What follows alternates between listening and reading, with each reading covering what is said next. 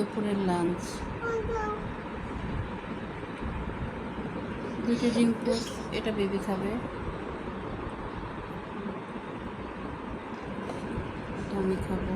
গরুর মাংসের ঝোল, আলু, ডিম পোস্ট, সাথে হচ্ছে রুটি, এটা বেবির রুটি, এগুলা সব আমরা খাবো।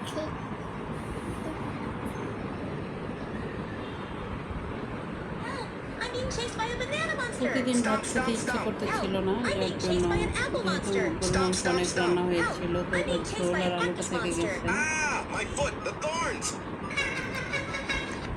তুমি কি খাচ্ছ?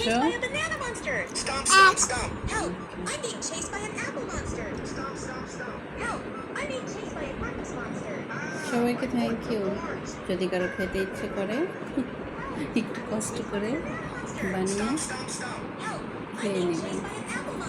সবাইকে ওয়েলকাম, সবাইকে thank you so much join হওয়ার জন্য, আমার ইউটিউব চ্যানেলটা দেখার জন্য।